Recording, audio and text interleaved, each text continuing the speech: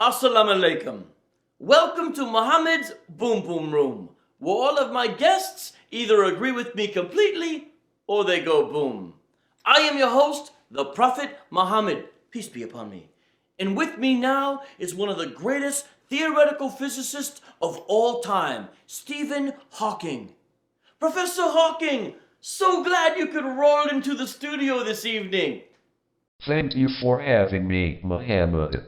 Mankind's greatest achievements have come about by talking, and its greatest failures by not talking. If you and I can have a peaceful conversation, then there is hope for the future.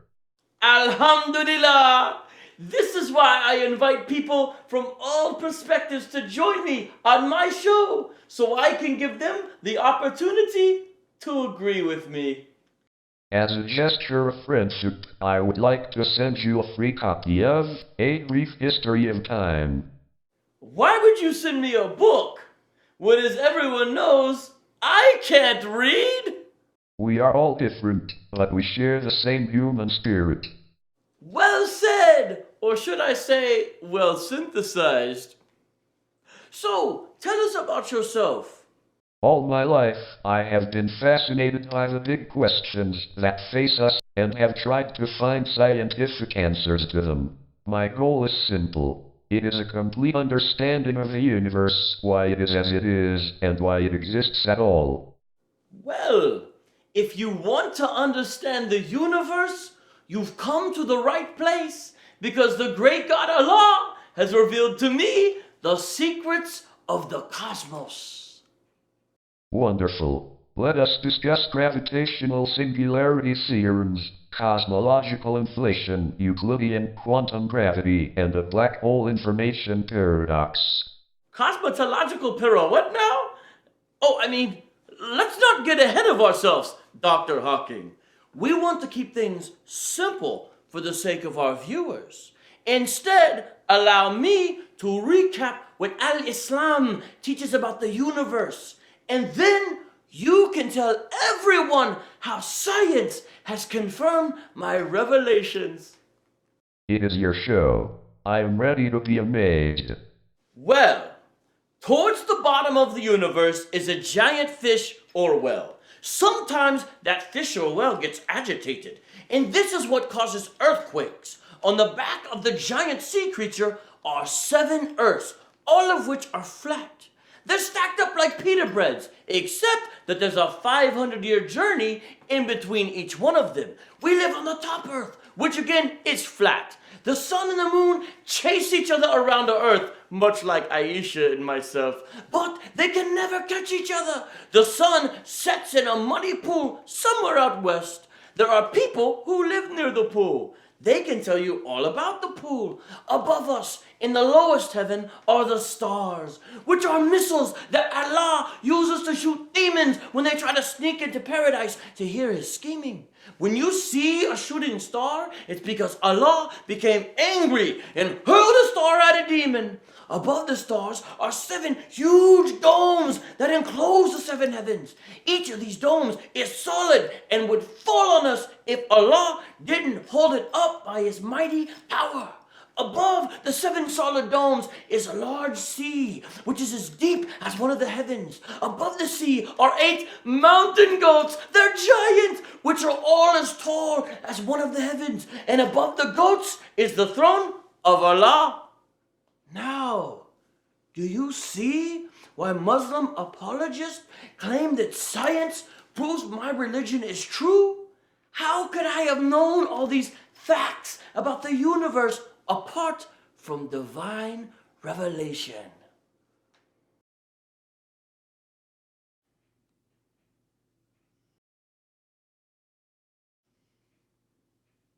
Oh, I thought you were joking. I never joke about the great God Allah.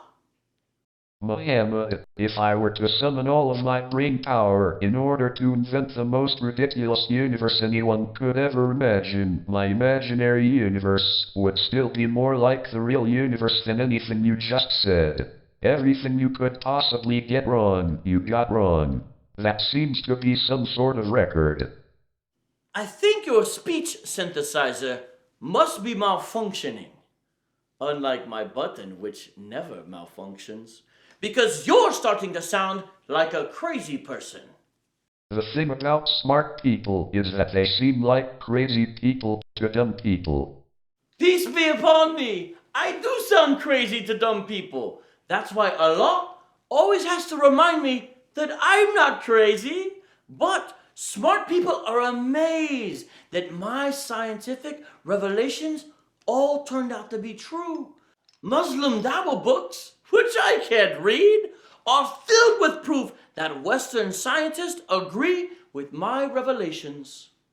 Yes, I read an article about that in the Wall Street Journal. A Muslim organization affiliated with Osama bin Laden gave Western scientists free vacations for them and their wives, first-class plane tickets, four-star hotel rooms, banquets with heads of state, expensive gifts, and cash, all for sitting down and saying something nice about your absurd scientific claims. Peace be upon me! That's how you know my revelations are true. The evidence proves that if my followers shower scientists with money and gifts, some of them will say something positive about my revelations. One of the scientists who fell for this called it mutual manipulation. Alhamdulillah! Yes! Mutual manipulation! We manipulate scientists into telling the truth about the Quran. And you think that is how science is done? Giving scientists money and vacations and pressuring them to reciprocate by saying that you made an accurate statement? No wonder the Islamic world dominates all branches of science. By the way, that last part was sarcasm. Professor Hawking, I really cannot understand why someone would disagree with Allah's view of the universe unless he's just a racist against religion. There is a fundamental difference between religion, which is based on authority, and science, which is based on observation and reason. Science will win because it works. I will win by slashing the tires on your wheelchair. What happens when you die and face Allah? Is science going to save you? I imagine what happens to human consciousness when we die is much like turning off a computer. I do not believe in a heaven for computers. I think the afterlife is a fairy story for people afraid of the dark. Fairy story? You sound like the pagans of Mecca who always call my revelations fables. Listen, you're sitting, not standing, in the presence of a prophet who's been sent to tell you about the afterlife. But you reject my signs, even my giant more. You reject all of the signs that the great God Allah has given you.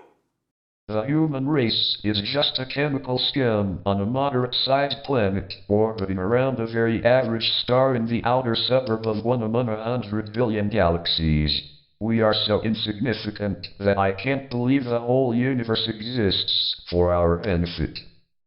The human race is chemical scum?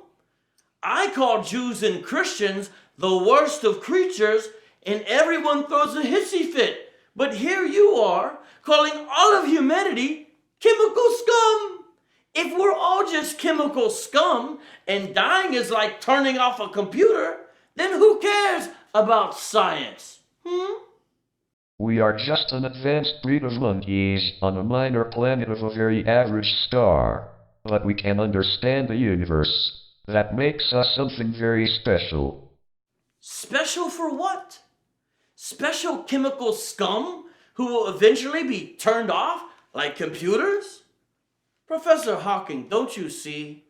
On some level, you know that we're more than chemical scum. You know that our consciousness is more than a computer program. You're living a kind of double life, pointing out what we are according to your worldview, but assuming all along that we're much more than that. Life would be tragic if it were not funny. Funny? Do you enjoy stand-up? If your claims are correct, life is tragic whether it's funny or not. You've been confined to a wheelchair for decades, thinking about the universe. People come to you like you're some sort of guru, and your brilliant insight is that even though we're meaningless scum, we're still special? Do you even hear the words coming out of your speech synthesizer right now? Although I cannot move and I have to speak through a computer, in my mind I am free. Free to do what? Don't you believe that all your thoughts are just chemicals sloshing around in your brain? Why are the chemicals sloshing around in your brain somehow more true than the chemicals sloshing around in my brain? You make me want to test gravity by taking you up to the top of a hill and giving you a good shove. The human failing I would most like to correct is aggression. Not your legs?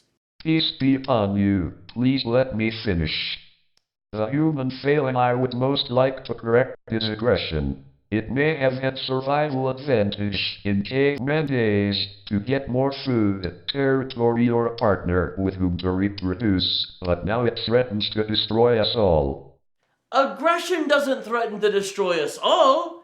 It only threatens to destroy you and anyone else who disagrees with me. But it doesn't matter, because you're all just chemical scum, right? While there is life, there is hope. Wrong! While there's life, there is... Allahu Akbar!